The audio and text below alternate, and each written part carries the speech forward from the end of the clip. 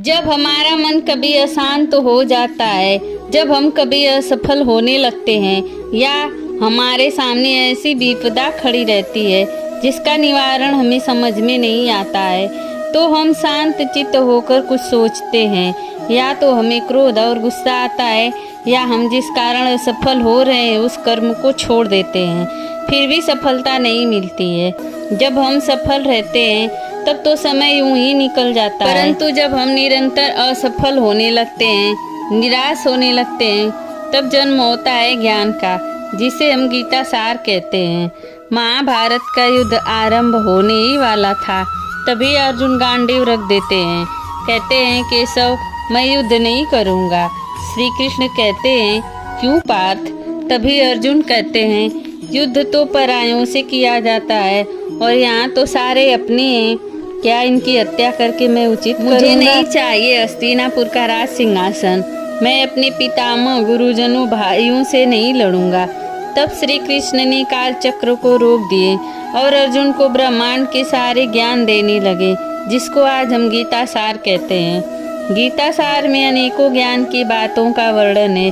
श्री कृष्ण जानते थे कि सामने कलयुग खड़ा है, इसमें तो बहुत कुछ बदलाव होने वाला है, धर्म कम होने वाला है, अधर्म बढ़ने वाला है। ऐसे में धर्म के रास्ते पर लोग कैसे चलेंगे? यह गीता का ज्ञान मानव संसार के लिए बहुत जरूरी है। यह सब ज्ञान श्री कृष्ण अर्जुन को बंद कमरे में भी सिखा सकते थे, परंतु उन्होंने रणभूमि को इसके लिए चुना क्योंकि यह पृथ्वी रणभूमि है। आत्मा आती है, लड़ते लड़ते फिर परमात्मा में विलीन हो जाती है। श्रीमद् भागवत गीता में श्री कृष्ण के अनेकों ज्ञान हैं जो आज हर मानव अपनी लाइफ में याद करता है, जिसमें आत्मा का ज्ञान सर्वोपरि है। आज भी लोग कहते हैं उसके आत्मा को बहुत दुख हुआ है, या मेरी आत्मा को बहुत ठेस पहुंची है, या उसकी आत्मा भटक रही है। गीता सार के अनुसार आत्मा अमर है, अविनाशी है, तो फिर आत्मा को दुख कैसे होता है? आत्मा का विनाश कैसे होता है? दुख हमारे शरीर को होता है, दिल को होता है। आज तक किसी ने सुना है कि उसके आत्मा में ये बीमारी है? नहीं, बीमारी हर अंगों में होती है पर आत्मा में नहीं, क्योंकि आत्मा को आज तक किसी ने देखा ही नहीं। मरते समय लोगों को यमराज दिख जाते हैं पर अपनी आत्मा नहीं दिखती। इसी आत्मा के बारे में श्री कृष्ण अर्जुन द्वारा पूरी दुनिया को आत्मा का संदेश रणभूमि में सुनाते हैं। आत्मा हर बार अलग अलग योनियों में आती है, अपने पिछले कई जन्मों के कर्मों का फल भोगती है और उसके साथ जहाँ जहाँ लोग मिलते हैं वहाँ वहाँ एक कर्म करके चली जाती है।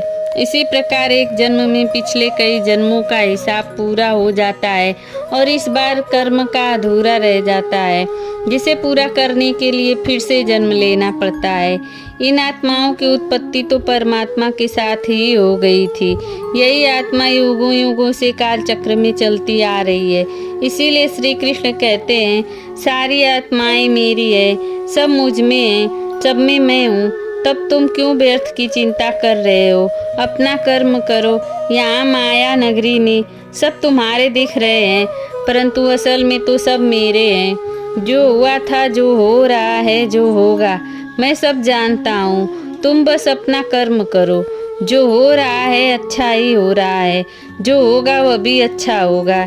ये आत्मा भूत योनि में जरूर भटकती है, परंतु उसका हिसाब भी पूरा होता है। वह किसी योनि में भटकती है, अकेले आत्मा नहीं।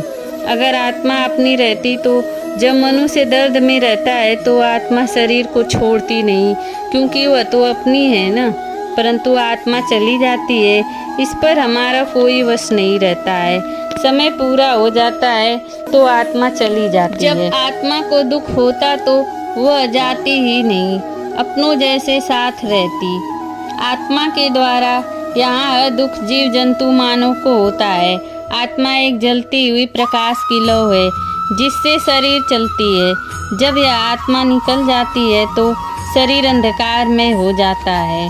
यह आत्मा परमात्मा का एक अंश है, उसे सिर्फ परमात्मा ही देख सकते हैं।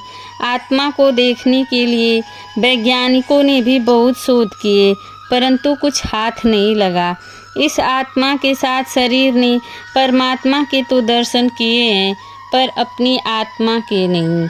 जिसको आत्मा का ज्ञान हो जाता है उसको संपूर्ण ज्ञान हो जाता है। गीता सार का यही गूढ़ रहस्य है। जो दिखता तो नहीं है परंतु अमर है, वह किसी का नहीं है। दोस्तों, ये वीडियो कैसी लगी कमेंट में ज़रूर बताना। जय श्री कृष्ण।